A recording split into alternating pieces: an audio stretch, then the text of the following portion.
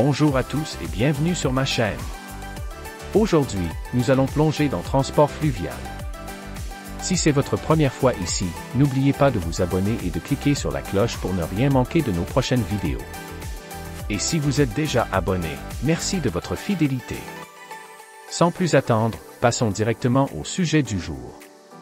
Transport fluvial. Introduction à la classe. Quel est l'objectif du cours? Dans ce cours, vous découvrirez l'histoire du transport fluvial au Brésil, ainsi que son actualité et ses tendances. Objectifs généraux d'apprentissage. À la fin de ce cours, vous serez capable de: rappelez-vous l'histoire du transport par eau au Brésil.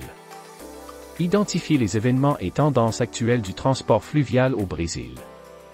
Expliquez les principaux impacts sur les ressources en eau. Situation problématique. Chers étudiants, poursuivant avec les systèmes de transport fluvial, dans cette section, nous comprendrons le transport fluvial au Brésil. Avez-vous déjà eu l'occasion d'utiliser un bateau pour naviguer d'un endroit à un autre?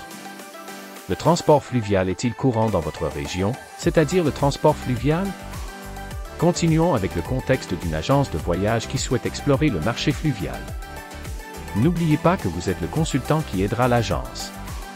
Cette agence de voyage a vu une opportunité de marché concernant le transport par eau au Brésil. Cependant, le propriétaire de l'agence n'a toujours pas beaucoup de connaissances sur le marché et vous a embauché pour l'aider à rechercher de meilleures options de services impliquant ce type de transport dans le tourisme brésilien. Vous l'aiderez ensuite à réaliser cette étude afin que l'entreprise puisse définir ses stratégies. En ce sens, vous devez présenter un rapport qui aborde certains sujets. Tout d'abord, vous devez vérifier quelle région brésilienne utilise le plus le transport fluvial pour les personnes. Vous devrez ensuite présenter les avantages et les inconvénients de ce type de transport. N'oubliez pas que vos recherches aideront l'agence de voyage à éduquer ses clients, ainsi qu'à développer les stratégies de l'entreprise. Il est donc important que vous connaissiez le contenu lié à l'actualité et aux tendances du transport fluvial au Brésil, ainsi que ses impacts, positifs et négatifs. Pour ce faire, lisez attentivement le contenu présenté ci-dessous. Maintenant, c'est à vous de décider. L'histoire du transport fluvial au Brésil. Chers étudiants, dans le cours précédent, nous avons brièvement vu l'histoire du transport fluvial, principalement en ce qui concerne le transport maritime, c'est-à-dire les croisières en mer et leur transformation du transport de personnes entre un continent à un autre au transport considéré comme un complexe de tourisme et de loisirs. En 1840, la première compagnie maritime apparaît en Angleterre, la Cunard Company, qui existe encore aujourd'hui. Le 19e siècle est marqué par le développement industriel et le recours à grande échelle au transport maritime permet les échanges commerciaux entre les villes et les pays, ainsi que le développement de l'organisation du tourisme.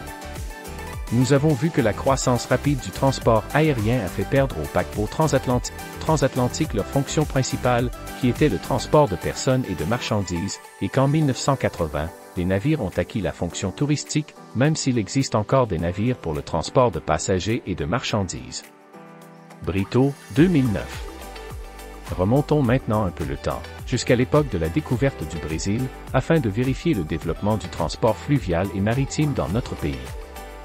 Depuis la découverte du Brésil par Pedro Álvares Cabral, le 22 avril 1500, jusqu'à la création des capitaineries héréditaires, en 1532, naissent de petits centres portuaires qui commencent à développer le transport côtier, Porto Jante, 2016. Avec le développement de l'élevage à l'intérieur du Brésil, à l'époque coloniale, l'utilisation de petits bateaux a commencé sur le fleuve São Francisco. Les banderantes ont également joué un rôle important dans l'ouverture de routes fluviales vers l'intérieur du sud et du sud-est du Brésil colonial, en utilisant le fleuve Tietê comme voie navigable, dans le cadre de la mission de recherche de métaux précieux, Porto Jante, 2016. À cette époque, la seule option de transport maritime entre les principaux ports du Brésil était le cabotage, qui commençait à être fréquemment utilisé, encourageant la navigation sur de longues distances. En 1808, avec l'arrivée de la famille royale portugaise au Brésil, l'ouverture des ports brésiliens aux nations amies est décrétée, entraînant une augmentation des transactions commerciales dans les ports de la colonie, Porto Jante, 2016. Pour acheminer les marchandises vers les ports et les centres urbains, l'utilisation des moyens de transport était intense et les difficultés liées au transport terrestre faisaient que la production devenait plus chère et décourageait les nouvelles régions productrices. Par conséquent, les différents fleuves fleuve du Brésil était considéré comme un moyen de rendre le transport moins cher, mais il n'était pas toujours navigable car il comportait de nombreuses cascades, exemple de l'érosion, et les accidents, qui peuvent avoir des impacts environnementaux. D'autres inconvénients peuvent également être présentés et discutés. Voilà, c'est tout pour aujourd'hui. J'espère que cette vidéo sur transport fluvial vous a plu et que vous avez appris quelque chose de nouveau. N'hésitez pas à laisser un commentaire ci-dessous pour partager vos pensées et poser vos questions, j'adore lire vos retours. Si ce n'est pas déjà fait, pensez à liker la vidéo et à vous abonner pour ne pas rater les prochains contenus. Merci d'avoir regardé, et à très bientôt pour une nouvelle vidéo.